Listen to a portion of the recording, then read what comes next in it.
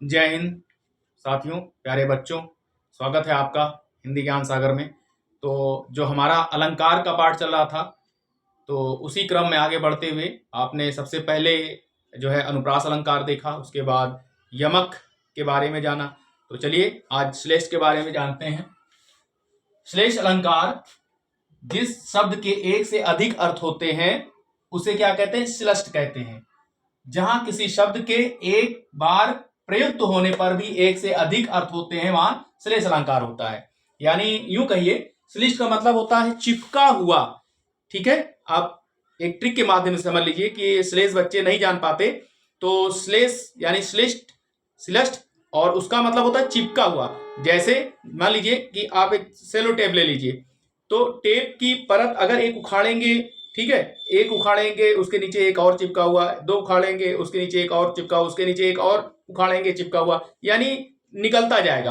तो वैसे ही जो श्लेष शब्द होता है वो श्लिष्ट होता है, यानी चिपका हुआ होता है। एक शब्द कविता में एक बार आएगा, लेकिन उसके कई कई अर्थ निकलेंगे, भिन्न भिन्न अर्थ निकलेंगे। मेरी बात गौर से सुनिए। कोई शब्द कविता में एक बार आएगा।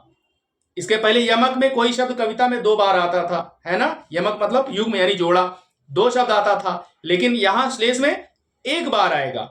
दोनों में कंफ्यूजन देख लीजिए, नहीं तो आप कंफ्यूज हो जाएंगे। यमक में कोई शब्द दो बार आता है और दोनों के अलग अलग अर्थ निकलते हैं, जबकि श्लेष में कोई शब्द एक बार आता है और उसके कई कई अर्थ निकलते हैं, दो तीन चार अर्थ निकलते हैं। तो वहां पर श्लेष अलंकार होता है। तो देखिए उदाहरण, मंगत को देख पट देत बार बार है। अब यहां पट का मीन्स जो है दो, एक ही शब्द आया है, यानी ये श्लिष्ट शब्द कैसा है? श्लिष्ट। इसके दो दो अर्थ निकल रहे हैं। क्या निकल रहा है? एक पट का मतलब होता है कपड़ा, और एक पट का मतलब दरवाजा यानी किवाड़। यानी मांगने वाला कोई आया है और घर की कोई जो वधु है या जो कोई महिला है वो मांगने वाले को देखकर बार बार किवाड़ बंद कर ले रही है, या बार बार उसे कपड़ा देने की कोशिश कर रही है, या बार बार पल्लू कर ले रही है, कपड़ा ऐसे कर ले रही है। तो इसका दो दो अर्थ है। पट माने कपड़ा भी होता है, पट माने दरवाजा यानी किवाड़ भी होता है। तो जब कविता में कोई शब्द एक बार आए, उसके भिन्न भिन्न अर्थ निकले, तब वहां क्या होगा? श्लेष अलंकार। तो जान गए? आगे देखिए, रहीमन पानी राखिए बिन पानी सब सून, पानी गए ना उबरे मोती मानुष चून। अब यहां जो द्वितीय पंक्ति में पानी शब्द आया है, इसका तीन तीन अर्थ निकल रहा है। किसके पक्ष में? मोती के पक्ष में, मनुष्य के पक्ष में, चूने के पक्ष में। ठीक है, पानी शब्द एक बार आया है, लेकिन उसका अर्थ तीन तीन जगहों पर निकल रहा है, तीन तीन स्थानों पर निकल रहा है। मोती के पक्ष में निकल रहा है, मनुष्य के पक्ष में निकल रहा है, चूने के पक्ष में निकल रहा है। ठीक है, तो ये कैसा अलंकार है? श्लेष अलंकार है। चरण धरत चिंता करत चितवत चहु और, सुबरन को खोजत फिरत कवि व्यभिचारी चोर। चरण धरत चिंता करत चितवत चहु और, सुबरन को खोजत फिरत कवि व्यभिचारी चोर।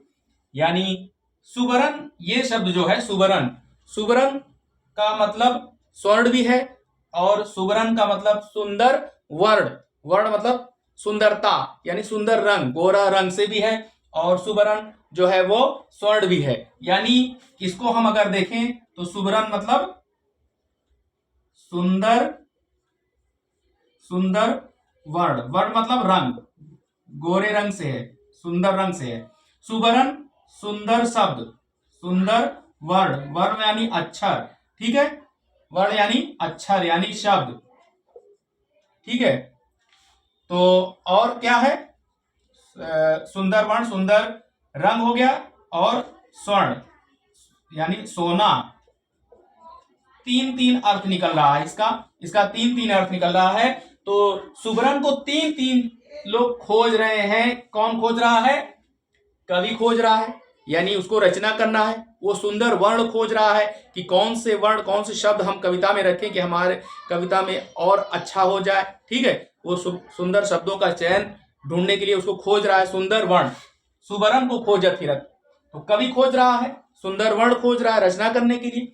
व्यभिचारी खोज रहा है, यानी कामुक पुरुष जिसको कहते हैं, यानी पराई स्त्री पर गलत तरीके से नजर रखने वाला, गलत चाहने वाला, दूसरे की स्त्री को देखने वाला, उसे कहते हैं व्यभिचारी। यानी व्यभिचारी पुरुष जो है वो सुंदर स्त्री अच्छे वर्ण वाली को खोज रहा है, ठीक है, और चोर भी खोज रहा है किसको, सुवर्ण को, यानी स्वर्ण को खोज रहा है। तो सुवर्ण को ढूंढत फिरत कवि व्यभिचारी चोर शब्द कविता में एक बार आया है, लेकिन उसके कई कई अर्थ निकल रहे हैं। इसलिए प्यारे बच्चों, जब कोई शब्द कविता में एक बार आए और उसके कई अर्थ निकले तो वहां पर कौन सा अलंकार होगा, बताइए, श्लेष अलंकार। गुड। अगला देखिए, चिर जीवो जोरी जुरे क्यों ना स्नेह गंभीर को घटिए वृष भानुजा वे हलधर के वीर। अर्थात यहाँ पर जो वृष भानुजा शब्द है, यहाँ पर इसके दो दो अर्थ हैं। वृष भानुजा यानी वृषभ की जो है पुत्री वो राधा है, और वृषभ बैल को भी कहते हैं, यानी बैल की बहन गाय भी हुई। तो वृष भानुजा का मतलब दो दो अर्थ है, राधा और बैल की बहन यानी गाय। तो इसलिए यहाँ पर भी जो है वो श्लेष अलंकार होगा। क्लास कैसी लगी प्यारे बच्चों, साथियों, और जो हमारे मित्र देख रहे हैं तैयारी करने वाले, वो भी इसको देख लें। इस तरह के क्वेश्चन आ सकते हैं आपके कॉम्पिटिटिव लेवल पर। इसको जरूर आप नोट्स बना लें, तैयार कर लें, एग्जाम बहुत करीब है, होने वाला है। तो क्लास हमें जरूर बताइए कैसे लगी, कहाँ से आप देख रहे हैं हमें, और अपने दोस्तों को, अपनी बहनों को, साथियों को भी बताइए जो हाई स्कूल में तैयारी कर रहे हैं, बोर्ड परीक्षा उनकी होने वाली है, ठीक है। तो बहुत बात ना करते हुए आपको मैं जो है आशीर्वाद देता हूँ, छोटे बच्चों को, जो हमारे भाई बहन हैं, जो हमारे स्टूडेंट हैं, ठीक है। आप अच्छे से पर्चा करिए, और जो ना समझ में आए कमेंट में जरूर लिखिए, ताकि हम और अच्छी वीडियो बनाकर आपको दे सकें, आपको समझा सकें। तो क्लास देखने के लिए बहुत बहुत धन्यवाद साथियों, दोस्तों, प्यारे बच्चों। जय हिंद, जय भारत।